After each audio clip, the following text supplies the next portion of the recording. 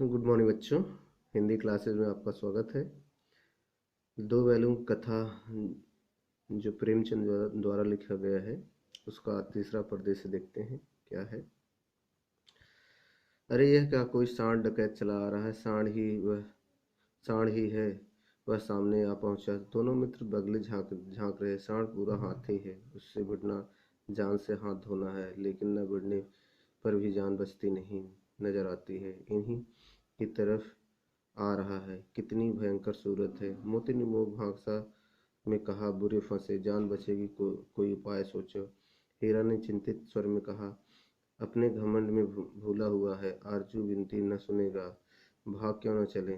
भागना कायरता है तो फिर यहाँ मरो। बंदा तो 9 2 11 होता है, और जो दौड़ाए तो फिर क्या उपाय सोचो जल्दी। उपाय यही है कि उपाय यही है कि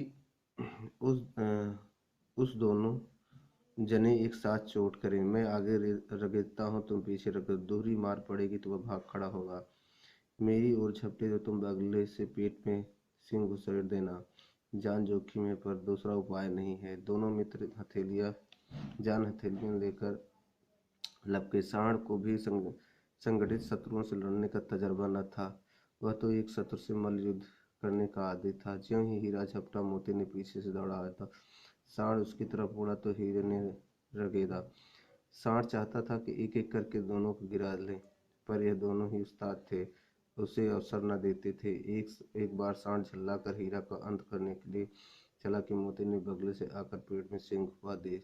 सांड क्रोध से में आकर पीछे फिरा तो हीरा ने दूसरे बगले में सिंह चुभा दिया। आखिर बेचारा जख्मी होकर भागा, और दोनों मित्रों ने दूर तक पीछा किया, यहाँ तक कि सांड बेदम होकर गिर पड़ा। तब दोनों ने उसे छोड़ दिया। दोनों मित्र विजय के नशे में झूमते चले जाते थे। मोती ने अपने सांकेतिक भाषा में कहा कि मेरा जी चाहता था कि बच्चा को मार ही डालूं। हीरा ने तिरस्कार किया, गिरे हुए बैरी पर सिंह न चलाना, यह सब ढोंग है। बैरी को ऐसा मारना चाहिए कि फिर ना उठे। अब घर पहुंचेंगे यह सोचो, पहले कुछ खा लें तो सोचो। सामने मटर का खेत था। मोती उसमें घुस गया। हीरा मना कर रहा था, पर उसने न सुनी।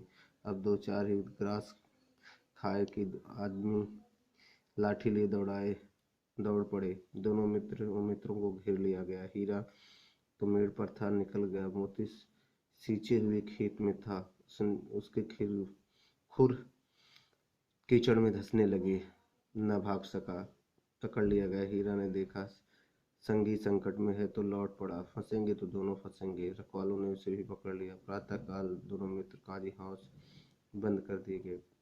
यहाँ बताया गया कि जब दोनों बैल मस्ती कर रहे थे तो उन्हें एक सांड आता दिखाई दिया।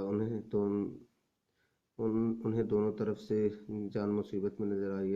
वे वहां से भागना कायरता समझते थे। वे दोनों योजना बनाते हैं कि आगे से और कोई दूसरा पीछे से वार करेगा। ऐसा ही हुआ। सांड जख्मी होकर भाग खड़ा हुआ। दोनों उसका पीछा करते हुए भागते हुए से सांड बेदम हो गया।